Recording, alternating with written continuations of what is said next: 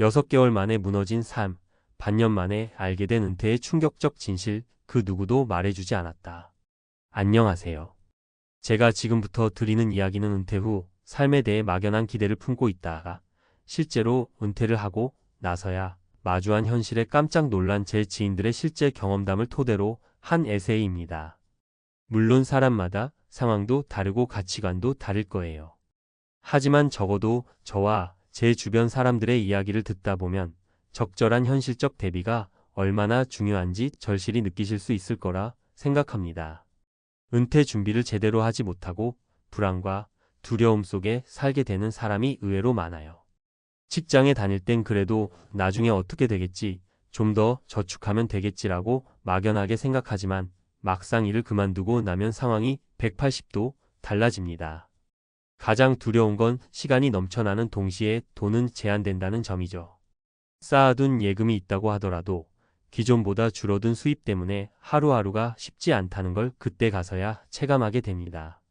오늘은 제가 직접 겪었거나 가까운 분들이 경험한 3가지 대표 사례를 살펴보면서 은퇴 후 찾아올 수 있는 다양한 문제들을 솔직하게 나눠보려고 해요. 왜 6개월 만에 삶이 무너졌다고 표현하는지, 반년이라는 짧은 시간 동안 무엇이 그렇게 크게 달라졌는지 함께 생각해 보도록 하겠습니다. 1. 첫 번째 사례, 일이 없으니 내가 사라진 기분이 들었어요. 제 지인 중에 오랫동안 대기업에서 근무하신 분이 있어요. 30년 가까이 직장 생활을 하면서 퇴근 후에도 자기 개발을 놓지 않던 아주 부지런한 분이었죠. 회사에서 인정도 많이 받고 후배들에게도 모범이 되었던 분인데 정년 퇴직 이후 6개월이 지났을 때부터 우울증 초기 증상을 겪기 시작했어요. 왜 그랬을까요? 평생 자부심을 갖고 매진했던 일이 사라지니까 자신의 존재 자체가 사라져 버린 기분이 들었다고 해요. 남들이 보기엔 야, 이제 놀면서 편하게 지내서 좋겠다 싶을지 모르지만 막상 본인은 내가 더 이상 쓸모없는 사람이 된 거 아닐까? 라는 생각이 떠나지 않았다고 하더라고요. 이분 말씀이 일어나서 집안일도 하고 운동도 하고 취미활동도 해보긴 했는데요. 한두 달 지나니까 뭔가 계속 허전하더래요. 매일 같이 회사에서 함께했던 동료들과의 관계도 자연스럽게 줄어들었고, 아, 내 인생이 이렇게 허무했나? 하는 자괴감이 시도 때도 없이 들었답니다. 결국 마음 건강이 심각하게 나빠져서 병원을 찾았는데 의사 선생님이 회사가 곧 인생이었던 분들이 겪기 쉬운 전형적인 은퇴 우울증이라며 상담 치료를 권했다고 해요. 이 이야기를 들으면서 저는 내가 지금 당장 회사를 그만두면 저런 감정을 나도 똑같이 느낄 수 있겠구나라는 생각이 들었습니다. 결국 중요한 건 내가 하는 일이 나를 어떤 사람으로 만들어주는지에 대한 정체성 문제 같아요. 미리미리 자기 정체성을 다른 곳에서 찾도록 준비하는 게 정말 필요하구나. 그걸 절실히 깨달았죠. 자기 개발도 좋고 취미나 봉사활동도 좋아요. 가장 중요한 건 회사라는 테두리를 떠나서도 내가 어떤 사람인지를 보여줄 수 있는 무언가를 발견해야 한다는 겁니다. 두 번째 사례, 매달 통장 잔고가 줄어드는데 가슴이 쿵 내려앉더라고요. 다음은 아주 현실적인 경제적 고민과 관련된 사례입니다. 이번엔 부모님과 비슷한 연배의 분 이야기를 들어볼게요. 이분은 자영업을 하시다가 건강 문제로 사업을 접으셨고 거의 동시에 은퇴 생활에 들어가신 셈이에요. 매달 고정적으로 나오는 수입이 없다 보니 당장 식비와 공과금, 보험료 등을 내고 나면 통장 잔액이 훅훅 빠진다는 겁니다. 아무리 절약 생활을 하더라도 수입이 없는 상태에서 지출만 나오니 금전적 불안감이 하루하루 누적된 거죠. 실제로 써보니까 은퇴 후 생활비가 생각보다 훨씬 더 많이 들더라. 이분이 하신 말씀이에요. 흔히들 직장 다닐 때는 점심값이나 교통비 등 업무 관련 지출이 많으니 은퇴하면 적게 들 거라고 막연히 생각하기도 하잖아요. 그런데 집에 있는 시간이 많아지면 전기, 수도, 가스 등 공과금도 당연히 오르고 또 시간을 보내다 보면 식비나 자잘한 생활비가 의외로 크게 들더래요. 그렇다고 할 수 있는 게 많지도 않잖아요. 이미 나이도 있으니 새로운 직장을 구하기도 쉽지 않고 그렇다고 작은 알바를 찾자니 몸도 예전 같지 않고 이분 말씀이 야, 내가 이렇게 볼품없이 느껴질 줄은 몰랐다 라고 하시더군요. 그래서 결국 자녀들을 자주 찾게 되고 소위 용돈 달라는 이야기를 직접적으로 꺼내진 못해도 자녀들이 돈을 좀 보태줄까 기대하게 되는 마음이 생긴다 하셨어요. 사실 이건 누구나 겪을 수 있는 문제입니다. 가족 간에도 금전 문제가 얽히면 쉽지 않잖아요. 어쩌면 서로 마음 상하기 딱 좋은 주제기도 하고요. 그래서 은퇴 전부터 소득원을 만들어 두거나 국민연금이나 각종 연금 상품 등으로 조금이라도 안정적인 수입 흐름을 구축하는 게 중요하다는 얘기가 계속해서 나오는 겁니다. 은퇴 후엔 무조건 절약이 아니라 은퇴 후에도 어느 정도의 수입 창출이 가능하도록 미리 구조를 만들자라는 게 핵심인 것 같아요. 3. 세 번째 사례, 가족들과의 갈등이 이렇게 커질 줄은 몰랐어요. 마지막으로는 가족, 특히 부부 관계 또는 자녀와의 갈등 문제를 말씀드릴게요. 한 친구분은 은퇴 후 오히려 가족과 더 많은 시간을 보낼 수 있을 거라 기대했대요. 그동안은 일이 바빠서 집에는 잠만 자러 들어가다시피 했으니 이제야말로 가족들과 오붓하게 지낼 수 있겠다는 로망이 있었다고 합니다. 그런데 현실은 어땠을까요? 정년퇴직을 하고 집에만 있다 보니 아내가 원하든 원치 않든 계속 붙어 있게 됐고 사소한 습관부터 부딪히기 시작했대요. 예컨대 TV 채널을 뭘 볼지부터 시작해서 언제 밥을 먹고 언제 씻고 집안일을 어떻게 분배할 것인지 등등. 예전엔 서로 바빠서 대충 넘어가던 부분들이 이제는 제 얼굴을 맞대고 있으니 예민하게 느껴졌던 거죠. 자녀와의 관계도 마찬가지입니다. 자녀가 아직 함께 살고 있다면 부모가 계속 집에 있는 게 그리 편하지 않을 수도 있어요. 부모 입장에선 내 방 청소 좀 해라. 도대체 왜 이렇게 늦게 들어오냐 등 잔소리하고 싶어지고 자녀 입장에선 아빠 엄마 요즘 왜 이렇게 간섭이 심해졌지? 라고 반발심이 커질 수도 있고요. 말 그대로 세대 차이가 그대로 드러나는 겁니다. 이렇게 가정 내 갈등이 하루가 멀다 하고 터지다 보면 마음 편히 쉴 곳도 없다고 느끼게 됩니다. 정신적으로도 지치고 내가 이러려고 평생 열심히 일했나? 하는 자괴감이 들 수 있죠. 그래서 많은 분들이 은퇴 후에는 부부가 적당한 거리를 유지하는 게 중요하다는 얘기를 하세요. 각자 자기만의 시간, 자기만의 취미, 그리고 함께하는 시간의 균형을 잡아야 한다는 거죠. 이걸 미리부터 조금씩 시도해보면 나중에 겪게 될 갈등을 최소화할 수 있습니다. 은퇴 후 삶, 결코 남의 일이 아니에요. 지금까지 세 가지 대표적 사례를 말씀드렸어요. 정체성 상실 일이 사라지니 내가 사라진 것 같더라. 경제적 불안, 고정 수입이 없어지니 매달 통장 잔고가 줄어드는 게 너무 무섭다. 가족 갈등 집에만 있다 보니 사소한 문제로 가족들과 부딪히게 된다. 어떤가요? 사실 언젠가 우리 모두가 마주할 수 있는 문제들이지 않나요? 직장 동료들 중에는 난 아직 젊으니까 저런 얘기는 나중 일이야 라고 하시는 분들도 있지만 제가 보기엔 그 나중이 생각보다 훨씬 빨리 찾아올 수도 있어요. 특히 40대 후반, 50대가 되면 제2의 커리어를 꿈꾸면서도 동시에 정말 곧 은퇴할지도 모른다라는 생각을 진지하게 하게 되잖아요. 그럼 대체 어떻게 대비해야 할까? 그 방법이 궁금하실 것 같아요. 물론 사람마다 최적의 해법은 다를 테지만 제가 들었던 가장 현실적인 팁 몇 가지를 간단히 공유해 볼게요. 정체성 준비 직장에서 벗어난 나를 받아들일 준비가 필요합니다. 취미든 봉사활동이든 소소한 모임이든 무언가 나를 표현할 장을 확보해 두는 게 중요합니다. 소득 파이프라인 구축 퇴직금이나 연금만 믿고 살기엔 세상은 너무 불확실해요. 파트타임 일자리나 재택근무 혹은 작은 사업 아이디어라도 탐색해보면 어떨까요? 가족과의 대화 은퇴 후 생활 패턴을 미리 가족들과 공유하고 서로 기대치가 어떻게 다른지 이야기해 봐야 합니다. 갑작스러운 변화는 누구에게나 스트레스니까요. 우리는 평생 현역일 수 없어요. 그렇지만 한편으론 이런 생각도 듭니다. 우리는 누구나 언젠가는 현재의 직장을 떠나야 하잖아요. 평생 현역으로만 살 수 없으니까요. 그렇다면 중요한 건 일을 하지 않는 삶에 대해 어떻게 대처할 것인지 미리 고민해 보는 거죠. 나중을 위해 저축을 많이 하면 좋겠지만 그것만으론 부족할 수 있어요. 내 건강, 내 취미, 내 대인관계를 지키기 위한 투자도 필요하거든요. 제가 오늘 드린 이야기를 들으면서 은퇴가 생각보다 훨씬 힘든 일이구나라고 느끼신 분도 있을 거예요. 또 반대로 그래도 난 조금씩 준비하고 있으니 괜찮겠지라고 생각하시는 분도 있을 겁니다. 어느 쪽이든 제가 가장 강조하고 싶은 건 현실을 피하지 말고 직접 들여다보자라는 거예요. 남의 실패담을 듣고 끝내는 게 아니라 그걸 거울 삼아 오늘부터라도 작은 변화부터 시도하는 게 중요하다고 생각합니다. 사실 6개월 만에 삶이 무너졌다고 표현하면 조금 과장처럼 들릴 수도 있지만 실제로 그런 분들이 적지 않아요. 회사 그만두자마자 갑작스러운 환경 변화에 휩쓸려서 내가 알던 세계가 완전히 무너져 버리는 느낌 경험해본 분들은 이게 결코 남의 일이 아니라고 말씀하세요. 그래서 저 역시 스스로에게 늘 묻습니다.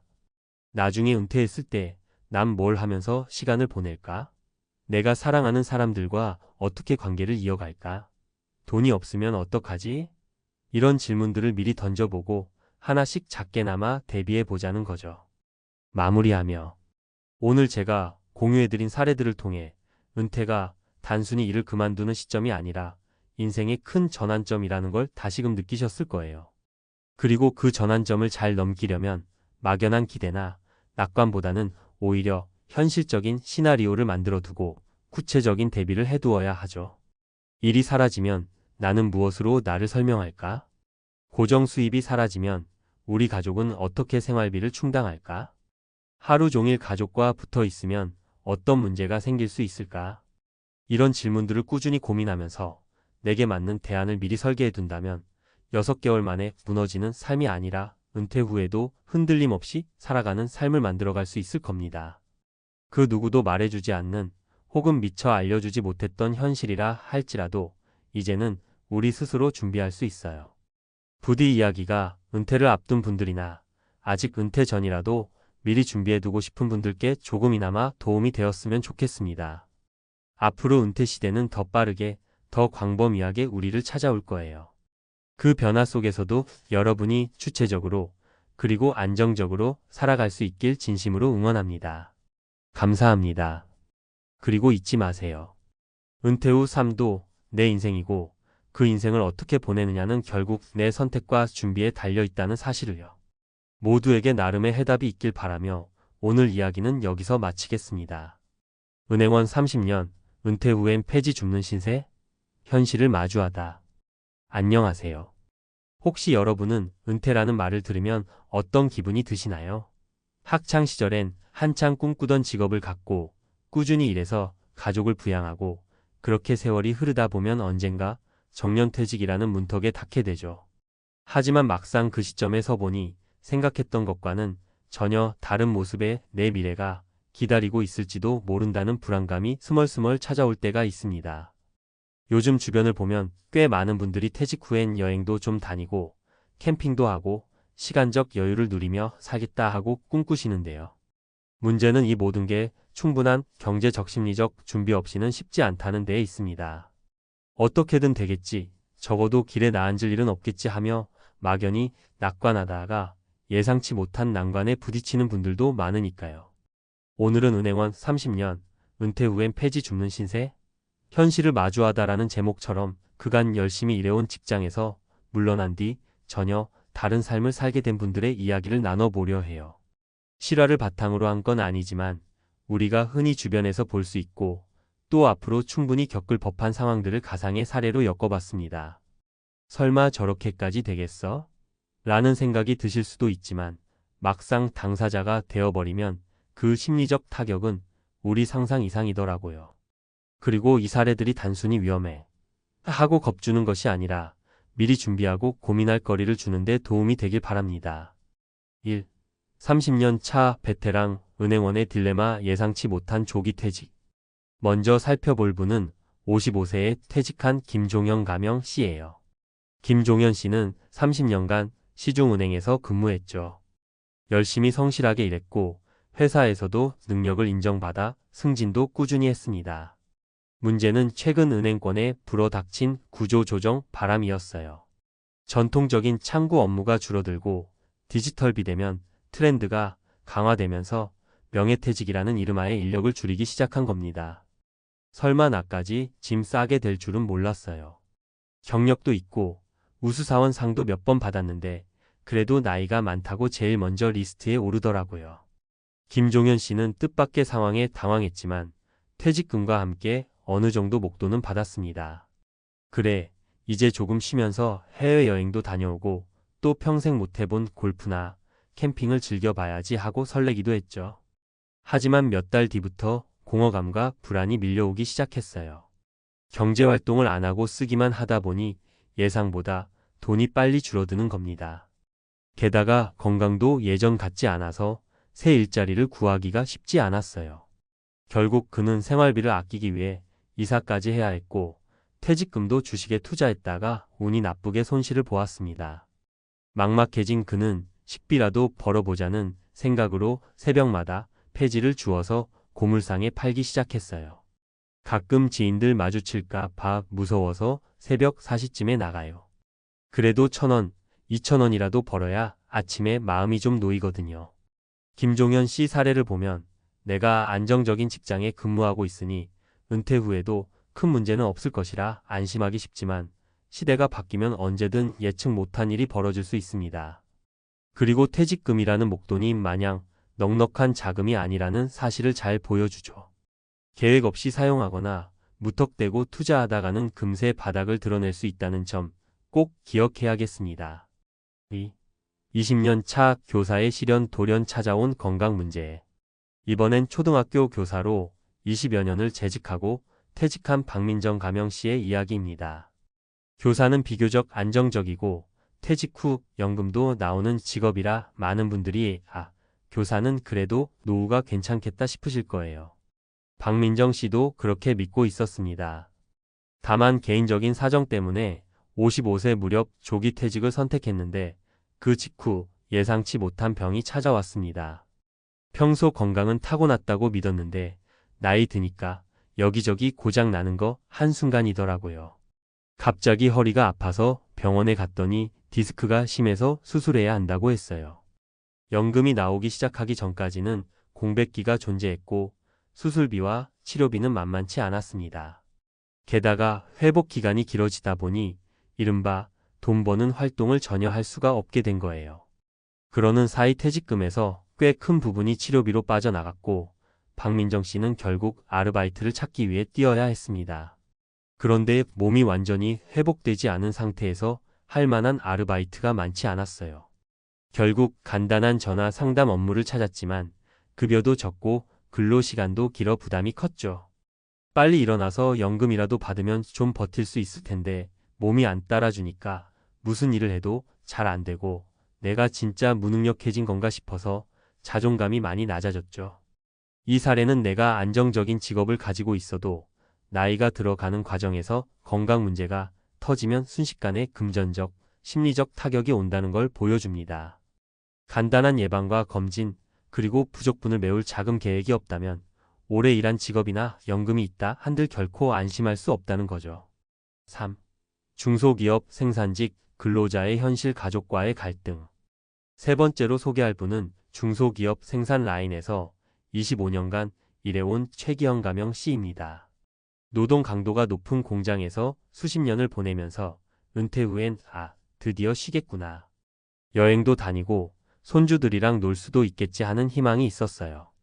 그런데 정년이 가까워지자 회사가 슬쩍 퇴직 후 재계약을 제안했는데 이게 사실상 임금 삭감 형태였습니다. 괜히 기분이 안 좋았죠. 25년이나 열심히 일했는데 갑자기 반토막 월급을 주겠다고 하니까 자존심 상하더라고요. 하지만 막상 나가려니까 다른 데 갈 곳이 없어요. 결국 최기현 씨는 재계약을 포기하고 퇴직금을 받아 나왔지만 매달 나가는 생활비와 자녀 지원금, 또 본인 배우자 병원비 등 지출이 만만치 않았습니다. 게다가 오랜 시간 맞벌이를 하지 않은 상태로 지내서 아내 또한 경제활동 경험이 거의 없었어요. 처음엔 조금만 아끼고 살면 될 줄 알았는데 막상 퇴직금이 뚝뚝 줄어드는 걸 보니까 불안한 거예요. 자녀들도 아직 완전히 독립을 못했고 간간히 돈 보태줘야 할 때도 있잖아요. 점차 돈 문제가 불거지면서 가족 간 갈등이 생겼습니다. 은퇴하고 여유롭게 지내고 싶었던 최기현 씨는 결국 아르바이트를 구해 새벽 일찍 출근해야 했고 아내는 갑작스레 동네에서 파트타임을 시작했어요. 자녀들과도 내가 너희 키워줬는데 왜 부모 뒷바라지를 안 하냐 같은 말싸움까지 벌어지게 되면서 안락해야 할 은퇴 후 생활이 스트레스의 연속이 된 겁니다. 가족끼리 원망만 해봤자 답이 없더라고요. 좀 더 일찍 준비하고 서로 대화했더라면 덜 힘들지 않았을까 싶어요. 이 사례는 경제적 어려움이 가족 관계에도 직접적인 영향을 준다는 걸 보여줍니다. 은퇴 후 소득 공백이 길어지면 원망과 책임 전가가 반복되면서 마음의 병까지 생길 수 있음을 시사하죠. 은퇴 준비 지금부터라도 늦지 않습니다. 위 세 가지 사례 어떠셨나요? 사실 우리는 일을 열심히 하는 동안에는 그래도 은퇴하면 회사에서 퇴직금도 주고 연금도 나오고 내 평생 헛되지 않았겠지 하고 막연히 긍정적으로 생각하기 십상이에요. 그런데 외부 환경이나 갑작스러운 건강 문제, 가족 상황 등 우리가 통제하기 힘든 돌발 요소가 생기면 은퇴가 여유를 뜻하기보단 고난의 시작이 되기도 합니다. 그렇다면 어떻게 준비해야 할까요? 재무 목표 설정. 먼저 구체적인 목표 금액과 플랜을 세워야 해요. 매달 얼마씩 저축하거나 투자할 건지, 퇴직 후에는 어떤 방식으로 소득을 창출할 건지 생각해 봐야 합니다. 막연히 퇴직금으로 버티겠지가 아니라 실제로 내가 필요한 생활비가 얼마인지, 연금은 언제부터 얼마나 지급되는지 알아보세요. 노후 소득 다각화. 퇴직 이후에도 소일거리나 파트타임 또는 온라인 플랫폼 등을 통해 조금이라도 꾸준히 수익이 날 수 있는 구조를 찾는 게 중요합니다. 작은 금액이라도 꾸준히 들어오는 돈이 있으면 마음의 여유가 커지더라고요. 건강관리 및 보험 점검. 의료비는 갑자기 큰 지출을 일으키는 대표적인 분야입니다. 미리 건강검진을 받고 필요한 보험이 있다면 제대로 가입해 두는 것이 좋겠죠. 은퇴하고 나면 오히려 병원 갈 일이 더 많아지니 지금부터 건강관리를 해 두면 돈과 시간을 아낄 수 있습니다. 가족과의 대화. 은퇴가 가까워질수록 부부끼리 자녀와 때론 부모님과도 현실적인 돈 이야기를 해보셔야 해요. 누가 얼마만큼 부담하고 어떤 부분은 지원할 수 없는지 솔직히 나눠야 예상치 못한 갈등을 줄일 수 있습니다. 마음의 준비와 취미 활동. 일이 우리의 정체성을 오랫동안 지배해 왔다면 퇴직 후 갑작스러운 빈 시간과 자존감 하락을 느낄 수 있어요. 이때를 대비해 미리 취미 활동이나 봉사, 동호회 등을 찾아보세요. 그냥 집에서 TV만 보며 지내면 우울감이 더 커질 수 있답니다. 우리는 누구나 언젠가 은퇴를 맞이합니다. 그것이 예상보다 일찍 찾아올 수도 있고 준비가 제대로 되지 않은 상태에서 닥칠 수도 있어요. 문제는 언젠가 닥칠 그 시점을 미리 인지하고 대응하느냐, 아니면 설마 하다 한꺼번에 겪느냐의 차이겠죠. 오늘 말씀드린 세 가지 사례 30년 은행원, 20년 교사, 그리고 25년 생산직 근로자 모두 각자의 자리에서 성실히 살아왔지만 예상과 다른 국면에서 당황하고 비참한 현실을 맞닥뜨렸습니다. 물론 상황이 극단적일 수도 있지만 현실에서도 흔치 않게 들려오는 이야기입니다. 미리 대비하고 재무 건강 관계 문제를 종합적으로 고민한다면 은퇴 후에도 새벽 폐지 줍기나 의료비 핏더미라는 단어와는 거리가 먼 조금 더 안정적이고 의미 있는 삶을 살 수 있으리라 믿습니다. 조금이라도 여유가 있으시다면 지금부터라도 체크리스트를 만들어 보세요. 퇴직 이후 삶을 어떻게 보낼 건지, 어떤 공부나 자격이 필요한지, 내가 좋아하는 건 무엇인지, 지출 계획은 어떻게 세울 것인지 하나씩 써보시고 실천에 옮기는 겁니다.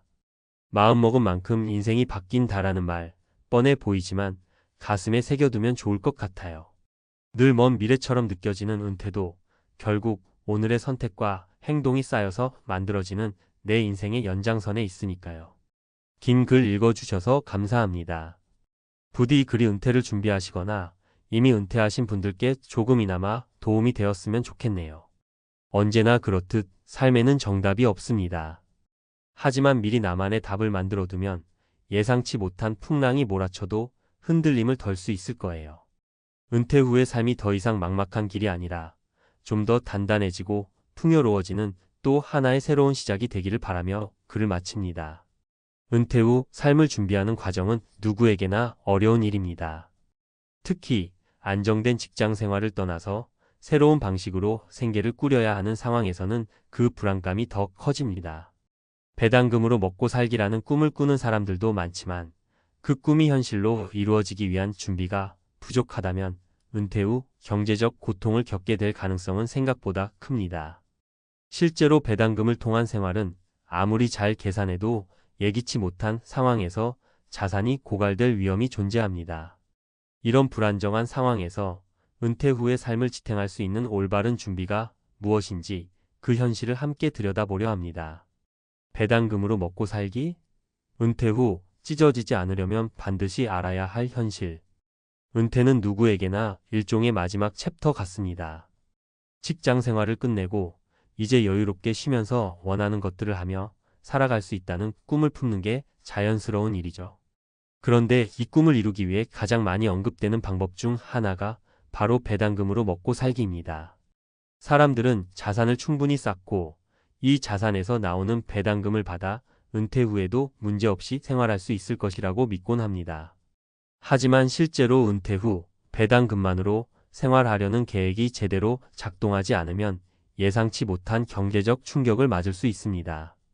그렇다면 은퇴 후 배당금으로 먹고 살기 위한 준비는 어떻게 해야 할까요? 그리고 그 준비가 부족할 경우 어떤 비참한 상황이 벌어질 수 있을까요? 1. 배당금 정말로 충분할까? 배당금은 주식에서 나오는 이익을 분배하는 형태로 투자자에게 정기적으로 지급되는 금액을 말합니다. 많은 사람들이 배당금만으로 은퇴 후 생활을 꿈꾸지만 그 배당금이 실제로 은퇴 생활을 충분히 뒷받침할 수 있을지에 대한 의문은 여전히 해결되지 않은 문제입니다. 예를 들어 10억 원을 투자하여 연 5%의 배당금을 받는다면 연간 500만 원의 배당금을 받을 수 있습니다. 그런데 현실적으로 은퇴 후 배당금만으로 생활하기 위해서는 몇 가지 중요한 요소를 고려해야 합니다. 첫째, 물가 상승률입니다. 매년 배당금이 고정돼 있다면 생활비는 점차 늘어날 수밖에 없습니다. 예를 들어 물가가 2%씩 오르면 10년 뒤 배당금의 실질 가치는 많이 줄어듭니다. 게다가 주식시장은 언제든지 변동성이 크기 때문에 배당금이 예상보다 적어지는 상황도 충분히 발생할 수 있습니다. 사례 하나를 들어볼까요? 2008년 금융위기 당시 많은 기업들이 배당금을 줄였거나 아예 지급을 중단했습니다. 당시 어씨는 5억 원을 투자해 매년 250만 원의 배당금을 받으며 은퇴 후 여유로운 삶을 꿈꿨습니다. 하지만 금융위기 후 배당금이 급격히 줄어들면서 생활에 큰 어려움을 겪었고 그 이후로 더 이상 안정적인 수입원을 확보하지 못했습니다. 이처럼 배당금은 절대적인 안정성을 보장하지 않으며 시장 상황에 따라 달라질 수 있다는 점을 명심해야 합니다. 2. 배당금만으로는 충분하지 않다. 긴급 자금 확보의 중요성. 배당금만으로 은퇴 후 생활하는 것에는 한계가 있습니다. 예기치 못한 지출이 발생할 때 배당금이 충분하지 않다면 어떻게 될까요? 의료비, 집수리비 또는 예상치 못한 생활비의 증가 등 은퇴 후에는 갑자기 큰 비용이 들 수 있는 상황들이 생깁니다. 그럴 때 배당금 외에 추가적인 자금이 없다면 생활이 힘들어지기 마련입니다. 예를 들어 B씨는 은퇴 후 2억 원을 투자해 배당금으로 생활하기로 했습니다. 그러나 어느 날 갑자기 큰 병에 걸려서 치료비가 5천만 원 이상 들게 되었습니다. 그가 받는 배당금은 연간 1천만 원 정도였으므로 의료비를 감당할 수가 없었습니다. 결국 그는 일부 자산을 매각하고 생활에 필요한 추가 자금을 마련해야만 했습니다. 이와 같은 비상시 자금을 마련하는 방법을 미리 준비해 두지 않으면 은퇴 후 급작스런 상황에 대처하기 어렵습니다. 배당금만으로 은퇴 후의 모든 비용을 충당할 수 없다는 사실을 인식하고 비상금이나 다른 자산을 적절히 배분하는 것이 중요합니다. 이렇게 추가적인 자금을 확보할 수 있는 방법으로는 부동산 투자, 저축 혹은 자산 배분을 통한 위험 분산이 있습니다. 이러한 대비가 없다면 은퇴 후 경제적 충격을 피하기 어려울 수 있습니다. 3. 은퇴 후 여유로운 삶을 위한 투자 전략. 배당금으로만 살아가기 위해서는 그 자체가 위험할 수 있다는 점을 고려해야 합니다. 그렇다면 은퇴 후에도 더 안정적이고 여유로운 삶을 살기 위한 투자 전략은 무엇일까요? 배당금 외에도 다양한 자산 배분 전략을 사용해야 합니다. 예를 들어 분산 투자입니다. 주식, 채권, 부동산, 현금 등 다양한 자산군에 분산 투자하면 특정 자산군이 침체기에 접어들었을 때 다른 자산군이 이를 보완할 수 있습니다. 시시는 은퇴를 준비하면서 자신이 원하는 배당금을 얻을 수 있을 만큼 주식에만 집중한 투자를 했습니다. 하지만 주식시장이 불안정해지자 그는 크게 손해를 보고 말았습니다. 이에 비해 D씨는 다양한 자산에 투자하며 주식이 불안정할 때는 채권이나 부동산에서 얻은 수익으로 생활을 이어갈 수 있었습니다. 분산 투자 전략을 통해 장기적으로 안정적인 수익을 기대할 수 있으며 이는 배당금만으로 생활을 지속하는 것보다 훨씬 더 안전하고 안정적입니다. 결론 배당금만으로 은퇴 후 먹고 살 수 있을까? 배당금은 은퇴 후 생활을 보조하는 중요한 수단이 될 수 있지만 그것만으로는 모든 상황을 해결할 수 없습니다. 배당금이 충분하지 않거나 예기치 못한 지출이 발생할 경우 어려움을 겪을 수 있기 때문에 보다 다양한 재정 전략을 준비하는 것이 필수적입니다. 배당금 외에도 비상금을 확보하고 자산 배분 전략을 세우는 것이 중요합니다. 우리는 은퇴 후에 여유롭고 안정적인 삶을 원하지만 그 여유를 유지하기 위해서는 배당금만으로는 부족한 부분이 많다는 것을 인식해야 합니다. 결국 배당금을 포함한 다양한 재정적 대비를 통해 은퇴 후에도 경제적 독립을 유지하는 것이 가장 중요한 목표가 되어야 할 것입니다. 배당금 은퇴, 꿈처럼 여유로운 삶을 위한 치밀한 준비가 필요하다. 은퇴는 누구에게나 다가오는 인생의 큰 전환점입니다. 직장 생활을 마치고 이제는 나만의 시간을 보낼 수 있다는 기대감을 안고 은퇴를 준비하는 사람들이 많습니다. 특히 최근 몇 년간 은퇴 후 안정적인 수입을 보장하는 방법으로 배당금을 활용한 은퇴 계획이 주목받고 있습니다. 배당금은 주식에서 발생하는 이익의 일부를 주주에게 분배하는 형태로 지급되기 때문에 배당금만으로 은퇴 후에도 안정적인 삶을 이어갈 수 있다는 생각은 매우 매력적입니다. 하지만 배당금만으로 은퇴 후 모든 것을 해결할 수 있을까? 특히 그 배당금만으로 생활하는 것이 얼마나 현실적이고 지속 가능한지에 대해 다시 한번 고민해 볼 필요가 있습니다. 이번 칼럼에서는 배당금만으로 은퇴 후 삶을 꾸려나가는 것이 왜 위험할 수 있는지, 그리고 이를 위해서 어떤 준비가 필요한지에 대해 전문가의 시각에서 풀어보려 합니다. 1. 배당금으로 은퇴 후 삶을 유지할 수 있을까? 배당금으로 은퇴 후의 수입을 계획하는 것은 매력적입니다. 예를 들어 10억 원을 투자하여 연 5%의 배당금을 받는다면 매년 5천만 원 정도의 수익을 기대할 수 있습니다. 연간 5천만 원이라면 대부분의 사람들이 충분히 생활할 수 있을 정도의 금액으로 생각할 수 있죠. 하지만 실제로 은퇴 후 배당금만으로 생계를 유지하는 것이 항상 쉽지는 않다는 점을 알게 될 겁니다. 가장 큰 문제는 바로 배당금의 변동성입니다. 주식시장은 항상 일정하지 않습니다.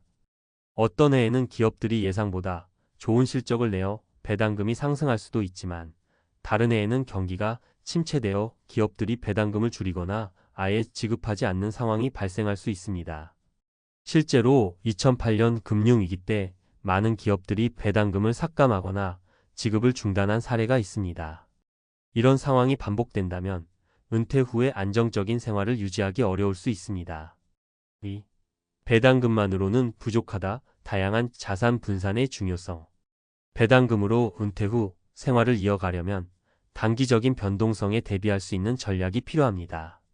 배당금 외에도 비상금 마련과 자산 분산을 통해 리스크를 분산하는 것이 중요합니다. 배당금만으로 생활하는 것은 일종의 하나의 수입원에 의존하는 전략이라 그 수입원이 위기에 처할 경우 큰 타격을 받을 수 있습니다. 예를 들어 어씨는 20년 전부터 배당금을 목표로 투자 생활을 시작했습니다. 처음에는 연 5%의 배당금을 받으면서 안정적으로 생활할 수 있을 거라고 믿었습니다. 그런데 주식시장이 불안정해지면서 어씨는 예상치 못한 주가 하락과 배당금 삭감을 겪었습니다. 결국 배당금이 줄어들면서 생활이 어려워지자 그는 부동산 투자나 채권 투자 등 다른 자산으로 분산할 필요성을 느끼게 되었습니다. 자산 분산은 기본적으로 리스크를 최소화하고 한 가지 자산의 가치가 떨어질 때 다른 자산에서 수익을 보충하는 역할을 하므로 은퇴 후 안정적인 생활을 위해 꼭 필요한 전략입니다. 배당금만으로 은퇴 후 생계를 유지하려면 배당금이 적어지는 상황을 대비한 다른 자산에서 발생하는 수익을 고려해야 합니다. 예를 들어 부동산에서 얻을 수 있는 임대 수익이나 채권에서 나오는 이자, 수익 등을 추가적인 수입원으로 확보해야 합니다. 이를 통해 배당금 외에도 다양한 수익원을 확보할 수 있으며 배당금이 변동할 때 다른 자산이 이를 보충할 수 있습니다. 3. 배당금 은퇴, 완벽한 준비를 위한 실천 전략. 배당금 은퇴를 꿈꾸는 사람들이라면 철저한 준비가 필요하다는 사실을 명심해야 합니다. 배당금만으로 은퇴 후 생활을 유지하려면 몇 가지 핵심 전략을 따라야 합니다. 첫째, 배당금 외에도 다른 자산군에 대한 투자 확립이 필요합니다. 예를 들어 배당금이 낮아지더라도 부동산, 채권, 현금 등 다른 자산군에서 추가적인 수익을 낼 수 있도록 분산 투자하는 것이 중요합니다. 또한 배당금이 늘어나는 기업에 집중적으로 투자하는 전략도 좋은 방법입니다. 배당금을 꾸준히 늘려온 기업들은 일반적으로 재정이 안정적이거나 성장 가능성이 큰 기업일 가능성이 높기 때문에 장기적인 관점에서 안정적인 수익을 기대할 수 있습니다. 둘째, 예기치 못한 지출을 대비한 비상금 마련입니다. 은퇴 후 큰 병원비나 사고로 인한 갑작스러운 비용이 발생할 수 있습니다. 이러한 상황에 대비하려면 배당금 외에 최소한 몇 년분의 생활비를 비상금으로 준비해 두는 것이 좋습니다. 비상금을 확보해 두면 급작스러운 상황이 닥쳐도 경제적인 위기를 막을 수 있습니다. 셋째, 물가 상승률을 고려한 수입 계획을 세워야 합니다. 배당금은 고정적이기 때문에 물가 상승에 따라 실질적인 구매력이 줄어들 수 있습니다. 이에 대비해 배당금 외에도 주식이나 다른 자산에서 발생하는 자본 이득 등을 고려한 종합적인 수입 계획을 세워야 합니다. 이를 통해 배당금만으로는 어려운 물가 상승을 보완할 수 있는 방안을 마련할 수 있습니다. 4. 실제 사례에서 배우는 은퇴 전략. 배당금 은퇴의 현실을 제대로 이해하려면 실제 사례에서 얻을 수 있는 교훈을 살펴보는 것이 중요합니다. 사례 1 주식 투자만으로 은퇴를 계획한 어씨는 40대 후반에 은퇴 계획을 세우며 5억 원을 주식에 투자해 배당금을 받는 방식으로 은퇴 후 생활을 계획했습니다. 연 5%의 배당금을 받아 연간 2,500만 원의 수익을 예상했죠. 하지만 몇 년 후 경제 불황으로 인해 배당금이 줄어들었고 그만큼 생활비가 부족해지기 시작했습니다. 어씨는 결국 다른 자산군으로의 분산 투자를 고민하게 되었고 그 후 부동산과 채권의 일부 자금을 배분하여 재정적 안정성을 찾을 수 있었습니다. 사례 2 분산 투자로 안정적인 은퇴 생활을 이어간 B씨. B씨는 50대 초반에 은퇴 계획을 세우며 배당금만을 목표로 하지 않고 다양한 자산군에 분산 투자했습니다. 주식, 부동산, 채권 등 여러 자산에서 발생하는 수익을 통해 은퇴 후에도 안정적인 생활을 이어갈 수 있었습니다. 특히 B씨는 배당금 외에도 임대 수익을 통해 생활비를 충당하고 채권에서 나오는 이자, 수익으로 물가 상승에 대비할 수 있었습니다. 결론 배당금 은퇴, 철저한 준비가 필요한 이유. 배당금으로 은퇴 후 생활을 계획하는 것은 매력적일 수 있지만 그것만으로는 충분하지 않다는 점을 기억해야 합니다. 배당금은 경제적 안정성을 위한 중요한 수단이지만 그만큼 변동성과 리스크도 크기 때문에 철저한 준비와 다양한 자산 분산이 필요합니다. 은퇴 후 경제적 자유를 꿈꾸는 사람이라면 배당금 외에도 비상금 마련, 자산 분산, 물가 상승에 대비한 수입 계획을 세워야 하며 다양한 수익원을 확보하는 것이 중요합니다. 배당금 은퇴를 꿈꾸는 모든 이들이 안정적이고 여유로운 삶을 이어갈 수 있도록 지금부터라도 철저한 준비를 시작해야 할 때입니다. 58세 은퇴 후 개인 택시 시작한 전 은행지점장 1년 만에 모든 걸 잃다. 안녕하세요. 오늘은 조금 무거운 이야기를 해볼까 해요. 요즘 주변을 보면 은퇴 후 제2의 직업을 고민하는 분들이 정말 많잖아요. 30년 가까이 직장 생활에 몸을 담았다가 이제는 내 삶을 즐겨야지 하고 생각은 하지만 막상 막대한 생활비와 노후 자금에 대한 불안감이 덮쳐오면 이거 큰일이네 싶을 때가 있어요. 특히나 제도권 금융기관에서 오래 일했거나 공무원을 하셨거나 한 직장에서 꾸준히 인정받아 온 분들은 더더욱 안정된 일자리를 찾으려고 하죠. 그중에 개인 택시를 꿈꾸는 분들도 종종 계세요. 택시 면허를 따서 시간 조절도 하고 사람들도 만나고 안전하게 노후를 지낼 수 있을 거라 생각하거든요. 그런데 오늘 소개해드릴 이야기는 그런 낙관적인 전망과는 정반대의 결말을 보여줘요. 58세 은퇴 후 개인 택시 시작한 전 은행 지점장, 1년 만에 모든 걸 잃다. 라는 제목처럼 기대와 달리 처참하게 무너져버린 한 분의 사례입니다. 사실 이런 이야기가 한두 개가 아니에요. 그래서 저도 노후 대비라는 게 단순히 퇴직금 무언가 간단한 자영업식으로만 접근해서는 안 되겠구나 하고 많이 느꼈죠. 그러면 과연 어떤 이유로 이런 일이 벌어졌는지, 그리고 비슷한 사례들이 또 어떤 모습으로 나타나는지 천천히 얘기해 볼게요. 혹시라도 지금 은퇴를 준비하고 계시거나 이미 퇴직해 새로운 시작을 고민하고 계신 분들이라면 이분들의 이야기가 적지 않은 인사이트가 될 거예요. 1. 예전에 내가 아니었더라고요. 전 은행지 점장의 좌절. 먼저 사례의 주인공인 어씨 이야기부터 해볼게요. 어씨는 58세까지 시중은행에서 근무한 베테랑이었어요. 그것도 우수한 실적을 내서 지점장까지 지냈으니 자부심이 엄청났죠. 사람 만나는 것도 좋아하고 매일매일 똑같은 루틴에서 벗어나고 싶다는 마음이 컸다고 해요. 그리고 택시기사로 일하면 적당히 운전하면서 손님들과 대화를 나누고 여유 시간이 생기면 쉬어가며 취미생활도 즐길 수 있으리라 믿었어요. 문제는 생각보다 현실이 훨씬 냉혹했다는 점이에요. 1년간의 개인 택시 생활을 요약하자면 첫째로 수입이 기대치에 한참 못 미쳤다는 거예요. 특히 요즘은 카카오 택시 같은 앱 호출이 많다 보니 빠르게 거리와 승객을 확보하려면 계속 신호에 즉각적으로 대응해야 해요. 그런데 어씨는 앱 사용이 서툴렀고 한번 놓치는 콜이 점점 쌓이다 보니 하루 수입이 10만 원이 안 되는 날도 비일비재했대요. 둘째로는 운전 자체가 전쟁터 같았다는 점이에요.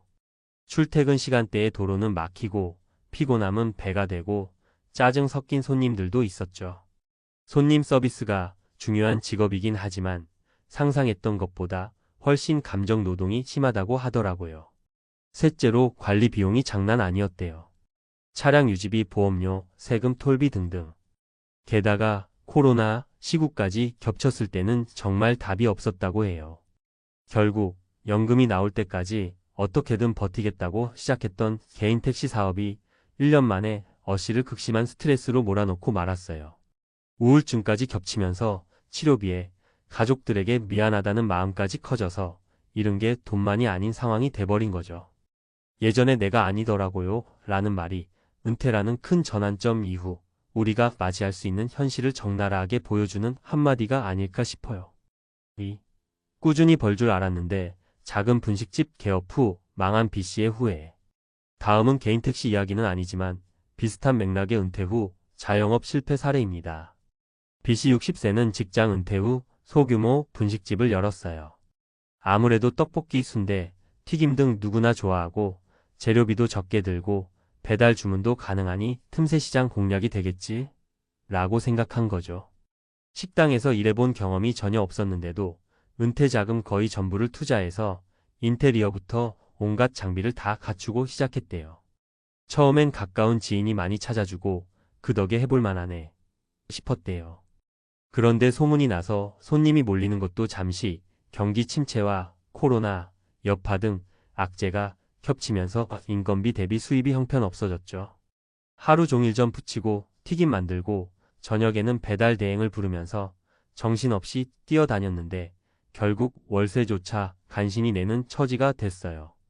특히 은퇴 자금이라는 게 다시 모으기 쉽지 않은 돈이잖아요. 대부분 1년에 한 번씩 받는 퇴직금이나 약간의 적립금, 그리고 적금 깨서 쓰는 돈일 텐데 여기서 큰 손해를 보게 되면 복구하기가 거의 불가능하거든요. B씨가 가장 후회스러워했던 건 제대로 준비 없이 덜컥 시작했다는 부분이에요. 뭔가 막연히 음식 장사는 망하지 않는다, 중년이 해도 괜찮다 하는 생각이 있었던 거죠. 하지만 현실은 다른 세상이었다고 해요. 물론 택시 이야기와는 조금 다른 업종이지만 은퇴 후 제2의 시작이라는 큰 틀에서 보면 비슷한 함정들이 숨어 있어요. 준비 없이 경험 없이 막연한 낙관만으로 뛰어들면 생각보다 빨리 한계가 오기 마련이죠. 3. 공무원 퇴직 금방이면 오래 살 줄 알았죠? 택시보다 더 힘들었던 CC의 사례. 세 번째 사례는 CC 61세예요. 30년 넘게 공무원 생활을 했고 자녀들도 어느 정도 컸다 보니 이제 조금은 편하게 지내도 되지 않나? 라는 생각이 들었대요. 그런데 막상 퇴직을 하고 나니 정말 할 일이 없는 거예요. 사람을 만나고 싶어도 신분이 바뀌니까 예전에 함께 일하던 후배들, 동료들과 어울리는 게 영 불편해졌고요. CC가 그래도 운전은 자신 있으니라는 마음으로 택시업에 뛰어들었는데 시작하기 전엔 머릿속이 정말 밝았대요. 시간대별로 손님만 잘 받으면 일당 15만 원은 나오겠지 이런 단순 계산이 서류상으론 충분히 돌아갔던 거죠.